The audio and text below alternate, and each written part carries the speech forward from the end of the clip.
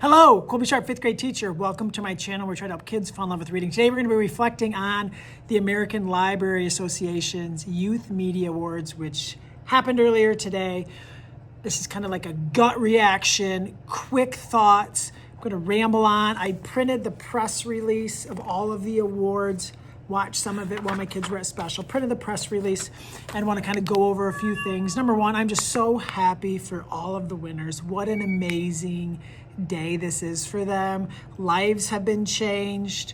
Books have been just given a new life where they're going to reach so many more kids that need these books. And it just makes my heart so happy for all of the books that were honored today, all of the creators, all of the publishers. I'm so happy for everyone. Shout out to the publicists because we know that their days are very busy as they try to get these books and these creators in front of as many people as possible. So exciting times.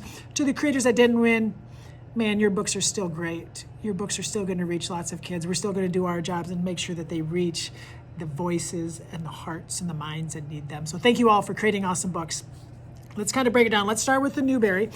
First State of Being, Aaron and Caldecott. And if I was like a super YouTuber, I would put like pictures of all the covers in here, or I'd have all the books, but it's lunch. Just trying to do this quickly, so bear with me. Aaron and Caldecott, First State of Being, was an absolute phenomenal book, kind of like time travel, wild, kind of giving you that like Rebecca Stead, When You Reach Me feel. She won the Newbery Medal.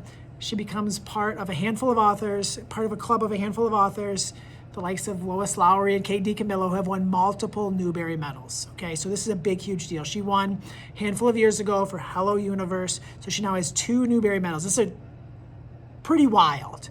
And she's also won a Newbery Honor for We Dream of Space. So 2 Newbery Medals, 1 Newbery Honor, right? That's like Kate DiCamillo has 2 Newbery Medals and 1 Newbery Honor, just to kind of put it into context. She also, for the brand new Newbery Medal winning book, The First State of Being, that was a National Book Award finalist. So think about that.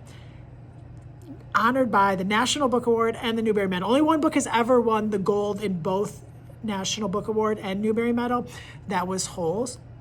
But just to be in that conversation is quite remarkable. Then we have 4 Newbery Honors, Across So Many Seas, Ruth's book, beautiful novel in verse. I read it early in the year. I loved it. It just takes place over this hundreds of years. It's a really I think it's told in 4 parts, an absolutely magnificent book. Magnolia Woo unfolds it all.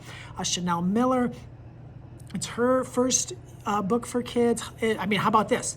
A book about a girl, lives in New York City, family owns a laundromat, and goes on a mission to try to find the matching pair to a lost sock. Like, how awesome is that? That's a Newbery Honor winning book. A beautiful thing about Magnolia Woo being honored is our 2nd, 3rd, and 4th grade readers have a book that they can read and that they will love, which is awesome. A lot of times that Newbery skews a little high, but putting Magnolia Woo on the list and honoring that beautiful book will, that's just gonna be great. One Big Open Sky.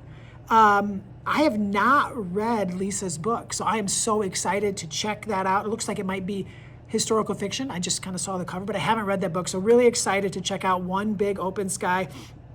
And then The Wrong Way Home, Kate's book, holy smokes, was one of the wildest rides of the year. A book about a girl who lives in a cult, and her mom breaks her out, and she wants to get back to the cult. Wild book, amazing book. I'm so glad that more readers are going to get a chance to read that book because it was honored by the Newbery Newbery Committee. Next up, Randolph Caldecott Medal, Chooch, Chooch, Chooch, helped.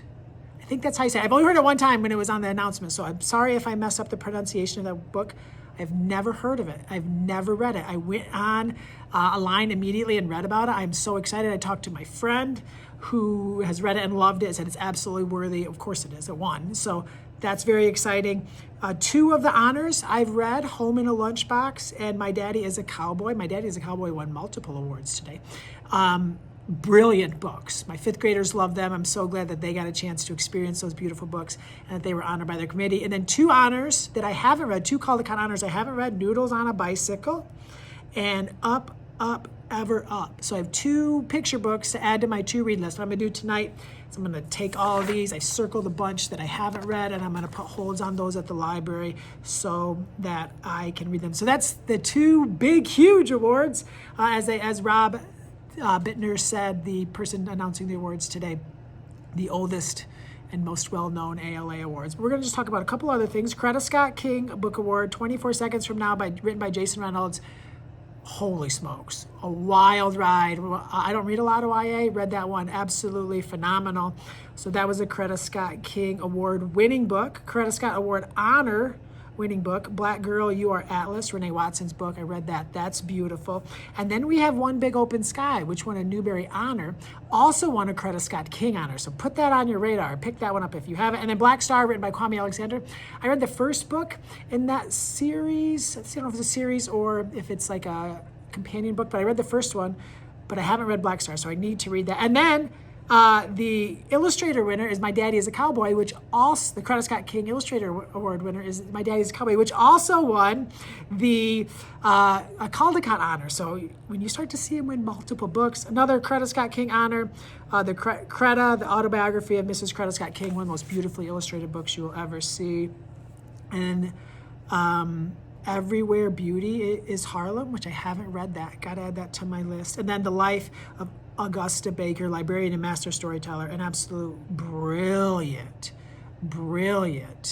beautiful picture book biography that I think you should check out. And I should have mentioned this earlier, I'll put a link to the press release that I'm reading from now so you can add all of these books to your to-read list and get those. So I'm not gonna talk about all the rest of the awards, but I do want to kind of mention a couple of things. Snyder Middle Grade Award, Popcorn, Rob Harrell, love that book. He also wrote Wink, which one of my 5th graders actually started reading today, which made me really excited. Popcorn, absolutely brilliant and beautiful book. And then my friend, John Chu, won a Snyder Middle Grade honor for his brilliant novel in verse, Louder Than Hunger. So it was great to see John honored. I was so happy for that. What else do we have here?